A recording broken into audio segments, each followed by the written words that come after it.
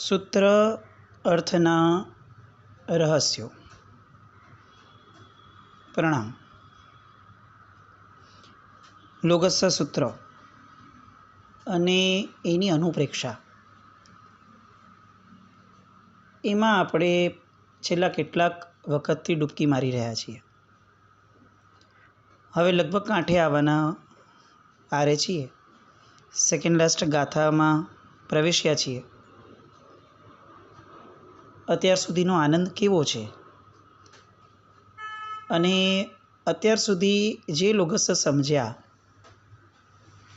એ લોગસનું execution થયું છે કે નહીં, અનુકૂળતા પ્રમાણેનું પણ થયું છે ને, કરવાના પ્રયત્નમાં ઊણા નથી ઉતર્યા ને, એ ખાસ ચેક કરતા રહેવું જોઈએ આપણે બધાએ.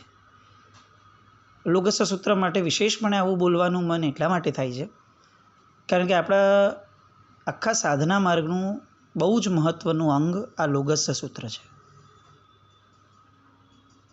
કૌસગ્ગ, કાયોત્સર્ગ, એના માટે આ સૂત્રને મૂક્યું. એક બહુ મોટું ગૌરવ કહેવાય આ સૂત્રનું પણ, કે જેના દ્વારા પાપ બળવાના છે, દહન થવાનું છે પાપનું.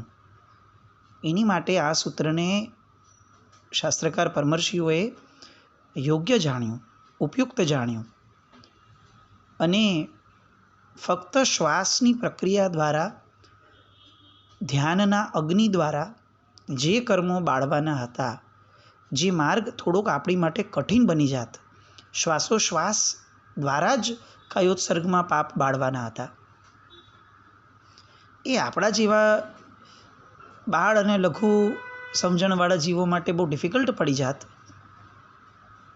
એટલે એમણે આ બાબતમાં આપણી ઉપર પરમ ઉપકાર કરીને આપણને જે સૂત્ર આપ્યું એ આ લોગસ સૂત્ર. એટલે હવે આપણે તો આ સૂત્રને કેટલી અંદરની છોડો ઉછાળવા પૂર્વક વધાવવું જોઈએ. આ ન હોત તો આપણું શું થાત? આપણે કાયોત્સર્ગ નામના પરમાત્માના શાસનના અંગમાં આપણે કઈ રીતે જોડાઈ શક્યા હોત? આવો એક અનન્ય બહુમાન આપણને શ્રી લોગસ સૂત્ર માટે થવો જોઈએ.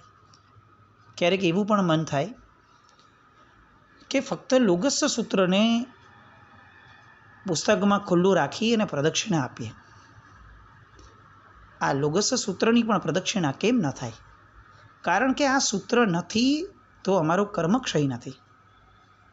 અતિચારમાં અભ્યંતર તપના અતિચારની અંદર કર્મક્ષય નિમિત્તે લોગસ 10-20નો કાવસગ્ગ ન કીધો. આ શબ્દ જ્યારે તેઓ મૂકે છે ત્યારે એનાથી એ પણ ફલિત થાય છે કે લોગસ 10-20નો કાવસગ્ગ કરવાથી કર્મક્ષય થાય છે. એટલે ફક્ત લોગસ ગણવાથી જો કર્મક્ષય થઈ જતો હોય તો એનો અર્થ એ ગણીને ચાલવો જોઈએ કે આ લોગસની તાકાત આપણી બુદ્ધિની ફૂટપટ્ટી કરતાં કંઈક ઘણી વધારે છે. અને જેની શક્તિ માપવામાં આપણે ઊણા ઉતરતા હોઈએ એનું પૂજન એ આપણી માટે અનિવાર્ય છે. એમનું અર્ચન, એમનું કીર્તન એ સૂત્રનું. અને એટલે લોગસને વારંવાર બહુ જ લાંબા સમયથી આપણને પણ એ અનુપ્રેક્ષામાં લેવાનું મન થાય છે. આપણે આવ્યા છીએ છઠ્ઠી ગાથા, કિત્તીય વંદીય મહ્યા જે એ લોગસ ઉત્તમા સિદ્ધા આરુગ્ગ બોહિલાભમ સમાહી વરમુત્તમમ દિંતુ. મારા દ્વારા કીર્તન કરાયેલા, મારા દ્વારા વંદન કરાયેલા, મારા દ્વારા પૂજાયેલા, જેમને આ લોકની અંદર ઉત્તમ સિદ્ધ તરીકે ગણવામાં આવે છે, એવા સિદ્ધ ભગવંતો, એવા સિદ્ધના આત્માઓ, તમે બધા મને આરોગ્ય, સમ્યક દર્શન અને શ્રેષ્ઠ ઉત્તમ એવી સમાધિ આપો. સૌથી પહેલો પ્રશ્ન, આ કિત્તીય વંદીય મહ્યા દ્વારા જે શબ્દ આવે છે ને એ કોના દ્વારા કીર્તન કરાયેલા? તો આમાં બે અનુપ્રેક્ષા આવે છે. સૂત્રકાર એક બાજુ એમ કહેવા માંગે છે કે ઇન્દ્રાદિક લોકો, દેવોએ જેમનું કીર્તન કર્યું છે, જેમની સ્તુતિ કરી છે, જેમના વંદન અને પૂજન કર્યા છે, એવા દેવો, એવા ઉત્તમ સિદ્ધ ભગવંતો, મને તમે આ વસ્તુઓ આપો. એટલે અહીંયા એક બહુ મોટી ઘટનાને આલંબન તરીકે મૂકી છે કે પ્રભુ તમે અમારા દ્વારા પૂજનીય હોત ને એ કદાચ બહુ મોટી ઘટના નથી. તમે આ લોકની અંદર એવા કેટલાક વ્યક્તિઓ જે ઉત્તમ ગણાય એમના નામે કદાચ મૂકો ને કે કલિકાલ સર્વજ્ઞ દ્વારા પૂજનીય ફોર એક્ઝામ્પલ, તો પણ ક્યાંક ને ક્યાંક આ જગતની અંદર કલિકાલ સર્વજ્ઞની ઉણપ બતાવવાવાળા લોકો મળી જાત. એટલે એ ખંડિત રહેત ક્યાંક ને ક્યાંક. અને એટલે અખંડિત રહે, અકલંકિત રહે એ રીતે આલંબન સ્વરૂપે કોને મુકાયા? તો કે ઇન્દ્ર આદિક દેવતાઓ. કેમ? કારણ કે આ ઇન્દ્ર આદિક દેવતાઓનું નબળું પાસું એ આ જગતમાં કોઈ બોલી શકે એમ છે જ નહીં. કારણ કે એ લોકો પરમ સમ્યક દ્રષ્ટિ છે ઇન્દ્ર, નંબર 1. અને નંબર 2, આ સૃષ્ટિના રાજા છે. આ સૃષ્ટિના માલિક કોણ? ઇન્દ્ર મહારાજા. હવે અમે અમારા માલિક એ જો ભગવાન તમને પૂજ્યા હોય તો અમારું તો સાહજિક કર્તવ્ય બને છે કે અમે તમને પૂજીએ જ. આ એક ભાવ કદાચ અનુપ્રેક્ષા સ્વરૂપે અહીંયા આપણે મૂકી શકીએ કે કીર્તિય વંદીય મહ્યા આ શબ્દની અંદર પરમાત્માની તો સ્તવના છે જ, પણ સાથે એક ભાવ મૂક્યો કે પ્રભુ ઇન્દ્ર જેવા ઇન્દ્ર કે જે આ જગતના માલિક છે, સૌધર્મેન્દ્ર વગેરે ઇન્દ્રો, એ બધાએ પણ જો તમને સ્તુતિ કરી છે, તમારી તમને વંદન કર્યા છે, તમને પૂજ્યા છે, તો એનો અર્થ કે ભગવાન તમે મારી માટે તો અનન્ય અનંત અનંત પૂજનીય છો. એક આ બહુમાન પ્રગટાવવાની ધારા. અને બીજો બહુમાન જે પ્રગટે એ છે કે મેં આ લોગસની આગળની 5 ગાથા દ્વારા ભગવાન જે આપનું કીર્તન કર્યું છે, આપની જે વંદના કરી છે અને જે આપને પૂજ્યા છે એના દ્વારા. પહેલી અનુપ્રેક્ષામાં તો ઇન્દ્રનો એક જબરદસ્ત ભાવ ઇન્દ્રએ જે પરમાત્મા પ્રત્યે એ સમયે ભાવ્યો એની અનુપ્રેક્ષા, એની અનુમોદના છે. પણ જો આ બીજી ધારામાં જઈએ ને તો એક પ્રશ્નચિહ્ન ઊભો થાય કે આ 5 ગાથા દ્વારા એકચ્યુઅલી શું મેં ભગવાનની સ્તુતિ કરી છે? શું મેં ભગવાનને વંદન કર્યા છે? શું મેં પરમાત્માને પૂજ્યા છે? સ્તુતિ કરવી એ વચનની ભક્તિ છે, વંદન કરવું એ કાયા દ્વારા થતી ભક્તિ છે, અને પૂજનીય ગણવા એ મન દ્વારા થયેલી ભક્તિ છે. અહીંયા ત્રણેય ભક્તિઓ મૂકી, મન, વચન અને કર્મની. અને હવે આપણી સામે એક પ્રશ્ન ઊભો કર્યો કે 5 ગાથામાં તમે મન, વચન અને કર્મ ત્રણેયને ઇન્વોલ્વ કર્યા છે ને ભાઈ? જસ્ટ એકવાર રીકન્ફર્મ કરી લો. લોગસ ઉજ્જો વગેરે ધમ્મ તિથ્થય રેજીને આ શબ્દો જ્યારે બોલ્યા ત્યારે પરમાત્મા પૂજનીય લાગ્યા હતા ને? મનમાં એવો ભાવ થયો હતો ને કે આ લોકને ઉદ્યોત કરે છે, અજવાળું ફેલાવે છે, તો આનાથી વધારે પૂજનીય કોણ હોઈ શકે? આવું પ્રગટ્યું હતું ને ભાઈ. ઉષભમ અજિયમ ચ વંદે સંભવમ અભિનંદનમ ચ, આમ કરીને જ્યારે તીર્થંકર પરમાત્માઓના નામ લીધવામાં આવ્યા હતા ત્યારે 2 હાથ જોડીને મસ્તક ઝુકાવીને વંદન કર્યા હતા ને. દરેક નામે જ્યાં જ્યાં વંદે શબ્દ આવ્યો, વંદામી શબ્દ આવ્યો, ત્યાં ત્યાં વંદન મુદ્રા આવી હતી ને. 24 પરમાત્માના નામ આવ્યા અને મસ્તક ઝૂકી ન જાય આવી કાયાની નબળી ચેષ્ટા તો નથી થઈને લોગસ દરમિયાન. આપણે એક પ્રશ્ન નીકળે. અને વચન દ્વારા એટલે કે સ્તુતિ કરાઈ છે. સ્તુતિ અને શબ્દ બેની વચ્ચે ડિફરન્સ શું? શબ્દો છે ને એ સહજ બોલાય ગદ્ય સ્વરૂપે, સ્તુતિ જે છે એ પદ્ય સ્વરૂપે બોલાય. પદ્ય એટલે કવિતા રાગમાં. એટલે સૌથી પહેલો ડિફરન્સમાં આ જઈએ તો પહેલો વિચાર આવે કે લોગસ અત્યાર સુધીની 5 ગાથા જે છે એ તમે શબ્દોની જેમ બોલ્યા છો કે સ્તુતિની જેમ ગાઈ છે? કારણ કે અહીંયા તો કીર્તિય શબ્દ મૂક્યો કે એનું કીર્તન કર્યું છે ને. એટલે ફરી પાછું આપણને એક રીથિંક કરવા મળે કે યાર 5 ગાથા તો ગાવાની હતી અને હું તો રાજધાની કરતાં ફાસ્ટ સ્પીડે બોલી ગયો. તો પછી આ છઠ્ઠી ગાથાની પહેલી લાઈન બોલવાનો હું અધિકારી છું, કીર્તિય વંદીય મહ્યા. કારણ કે ન મેં કીર્તન કર્યું છે, ન બે હાથ જોડીને નામ આવ્યા ત્યારે વંદન કર્યા છે, ન એમને મારા પૂજનીય ગણ્યા છે, વ્યક્તિગત મારા પૂજનીય મેં નથી ગણ્યા. આ ક્ષણે મનમાં એવો કોઈ ભાવ જ નથી લાવ્યો કે તમે પૂજનીય છો. તો પછી આ ગાથા બોલવી એ તો મૃષાવાદ, જુઠ્ઠા જેવું થઈ જશે. એટલે અહીંયા આપણી પ્રામાણિકતાની કસોટી મૂકે છે કે ચાલો બોલી લીધું, અહીંયા આવ્યા, રિયલાઇઝ થયું, નો પ્રોબ્લેમ બચ્ચા, ચાલ પહેલેથી શરૂ કર. અને હવે કીર્તિય વંદીય મહ્યા સાથે લોગસ્સવ જો ઘરે બોલ. આ છે ને ધ્રુવ પંક્તિ છે, કીર્તિય વંદીય મહ્યા. હે પ્રભુ હું કીર્તન કરું છું, હે પ્રભુ હું તમને વંદન કરું છું, હે પ્રભુ હું તમને પૂજનીય ગણું છું. આ એક એક ભગવાનને મેસેજ જાય. ઉષભ મજીયમ ચ વંદે, આ વંદે આવે એટલે તરત વંદના આવે. ત્યાં અટકીએ અને એનો આનંદ માણીએ કે હે ઋષભદેવ ભગવાન, હે અજિતનાથ ભગવાન, કીર્તિય વંદીય મહ્યા, હું તમારું કીર્તન કરું છું, હું તમને વંદન કરું છું અને હું તમને પૂજનીય ગણું છું. એક એક ભગવાન સાથે આવી વાતો થાય, એક એક ભગવાનના નામ આવે અને વાતો કરવાનું મન થાય. જો હું માનું છું કે અહીંયાથી આ જે પણ અનુપ્રેક્ષા સંવેદના આવે છે એ પ્રેક્ટિકલી રૂટીનમાં શક્ય નથી, એબ્સોલ્યુટલી નથી, એમાં કોઈ ડાઉટ જ નથી. પણ એનો અર્થ એ પણ નથી કે આ ઇમ્પોસિબલ છે. કેમ એવું ન થાય કે આપણે આજે 15 મિનિટનો સમય દેરાસરમાં ભાવપૂજાના નામે ફાળવ્યો હતો, તો આપણે 16મી મિનિટ નથી કરવી, ખેંચાઈને કાંઈ કામ નથી કરવું. તો એ 15 મિનિટમાં આજે આપણે લોગસ્સને કીર્તિય વંદીય મહ્યા સ્વરૂપે લેવો છે. અઠવાડિયે એકવાર તો થાય. ઘરે બેઠા છીએ, સામાયિકમાં બેઠા છીએ અને ફક્ત ચોપડીઓના પાના ઉથલાવવા એના કરતાં થોડીક ચિંતન મનનની ધારામાં કેમ આગળ ન વધીએ? અને તરત જ યાદ આવે કીર્તિય વંદીય મહ્યા, હે ભગવાન હું તમારું કીર્તન કરું છું, હે ભગવાન હું તમને વંદન કરું છું, હે ભગવાન હું તમને પૂજનીય ગણું છું. રસોઈ કરતા હોઈએ, ગેસ ચાલુ કર્યો, હવે સામે જે વસ્તુ મૂકી છે એ ગરમ થવાની રાહ જોવાની જ છે.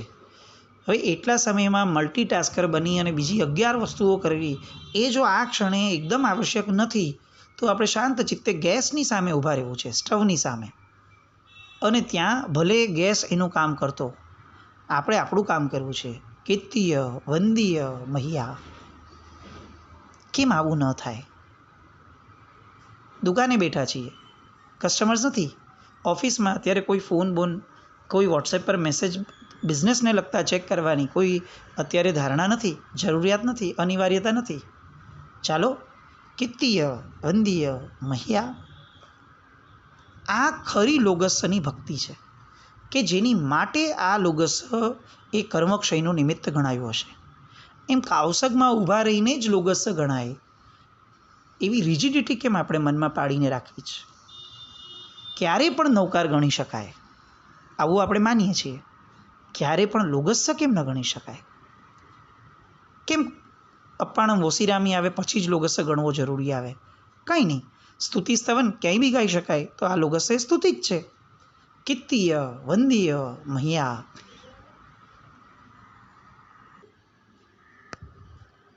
આ બધી ધારણાઓ એ લોગસ્સને જ પૂર્ણ બનાવશે. એના સિવાયનું લોગસ્સ એ તો અપૂર્ણતાને જ પામશે. એટલે અહીંયા આ ખુમારી એ આનંદ સાથે બીજી લાઈન પર આવવાનું હવે રહેશે. પહેલાં તો મેકશ્યોર કરવાનું રહેશે કે આ કીર્તિય વંદીય મહ્યાવાળી ખુમારી જીવનમાં પ્રવેશી છે ને ભાઈ, તો જ બીજી લાઈન પર જઈએ. નથી પ્રવેશી તો ચાલો લોગસ્સની ફર્સ્ટ લાઈન પર પાછા આવીએ. કીર્તિય વંદીય મહ્યા. કેટલું સરસ ગાન છે. આમ આખો દિવસ રસ્તામાં ચાલતા રહીએ તો પણ કાંઈ વાંધો નથી આવતો. હે ભગવાન હું તમારું કીર્તન કરું છું, હે ભગવાન હું તમને વંદન કરું છું, હે ભગવાન હું તમને પૂજનીય ગણું છું. પછીની લાઈન આવે છે જે એ લોગસ્સ ઉત્તમા સિદ્ધા. જેઓ આ લોકમાં ઉત્તમ સિદ્ધ થયા છે. કેટલી સરસ વાત છે. એકચ્યુઅલી જોવા જાઓ તો આ લોકની અંદર તો આ લોકો અત્યારે ક્યાં છે? એ લોકો તો અત્યારે આ લોકથી પર થઈ ગયા છે, 14 રાજલોકથી પર થઈ ગયા છે.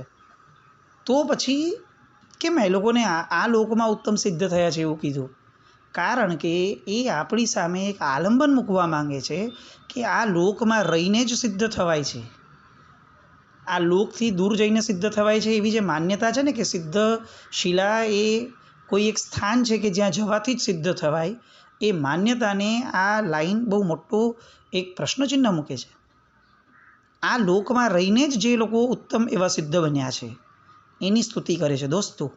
તો એનો અર્થ એ થયો કે આ લોકમાં રહીને જ ઉત્તમ એવા સિદ્ધ બની શકાય છે.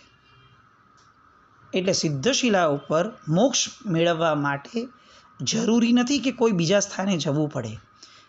સિદ્ધશિલા એ કોઈ હવાફેરનું સ્થાન નથી કે જ્યાં આપણે જઈએ તો જ આપણો હવાનો ફેર થાય. મોક્ષ એ સ્થિતિ છે, એ સ્થળ નથી. અને એ સ્થળ હોત કદાચ તો આ શબ્દ અહીંયા લોગસમાં ન મૂક્યો હોત. તો જે એ લોગસ ઉત્તમા સિદ્ધા ન મૂક્યું હોત, કારણ કે એ લોકો આ લોકમાં સિદ્ધ ક્યાં થયા? એ તો 14 રાજલોકથી પર થઈને સિદ્ધ થઈને બેઠા છે. અહીંયા આ લોકમાં અત્યારે ક્યાં છે?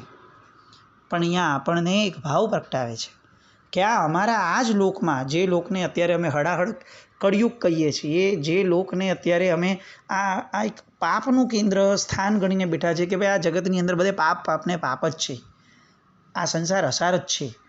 આ બધી જ વસ્તુઓ જે કેટલીક અપેક્ષાએ બોલાયેલી હતી એને અમે જાણે અમારા પાપ કરવાનું એક્સક્યુઝ બનાવીને બેસી ગયા કે ભાઈ કોઈ પૂછે આ પાપ કેમ કર્યું તો કહી દે કે ભાઈ સંસાર અસાર છે, આવું બધું થાય રાખે. આ અસાર એવા સંસારમાંથી જ આ તીર્થંકર પરમાત્માઓ અને કેવડી ભગવંતો મોક્ષમાં ગયા અને સિદ્ધ થયા છે. આ લોકમાં જ જે એ લોગસ ઉત્તમા સિદ્ધા, આ જ લોકની અંદર જે લોકો ઉત્તમ સિદ્ધ થયા છે એમની સ્તવના, એમનું કીર્તન, એમની વંદના અને એમની પૂજના આપણે કરવાની છે અને આપણે કરી છે. હવે આ કર્યા પછીનું ફળ માંગે છે કે ભગવાન જો મેં આ બધું તો કરી લીધું, okay, so my part is done now. હવે મારે જે ચૂકવવાનું હતું ને એ મેં ચૂકવી દીધું. ભગવાન હવે મને મારો માલ આપો, અને જેટલું મેં ચૂકવ્યું છે ને એ પ્રમાણે મને પરફેક્ટ માલ, બેસ્ટ માલ જોઈશે. મેં આપવામાં કંજુસાઈ નથી કરી તો ભાઈ મને હવે માલ લેવામાં કોઈ કંજુસાઈ નહીં પરવડે. તમારે મને પ્રિસાઇઝલી હું જે કહું છું એ આપવું પડશે.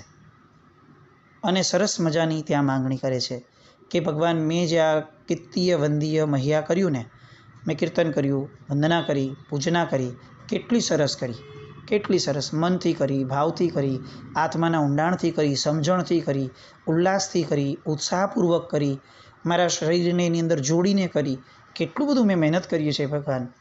હવે મને શું આપ? તો કે આરોગ્ય બોહી લાભમ, મને આરોગ્ય આપ, મને સમ્યક દર્શન આપ અને મને સમાધિ આપ. 3 વસ્તુ જ ભગવાન આગળ માંગી. જય વિરાય સૂત્રની અંદર અનેક માંગણીઓ એક પછી એક માંગે રાખે છે. લોગસા સૂત્રની અંદર 3 જ માંગણી કરે છે.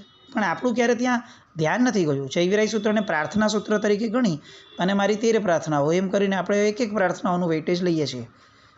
ક્યારે લોગસા સૂત્રમાં આપણે એવું વિચાર્યું કે મારી 3 પ્રાર્થનાઓ? આરોગ્ય બોહી લાભમ સમાહિ વરમ ઉત્તમમ દિંતુ. આરોગ્ય, બોહી લાભ અને ઉત્તમ એવી સમાધિ, 3 પ્રાર્થનાઓ. કેટલું બધું મહત્ત્વ છે આ 3 પ્રાર્થનાઓનું. આ પ્રાર્થનાઓ કેમ આ જ ક્રમથી માંગી?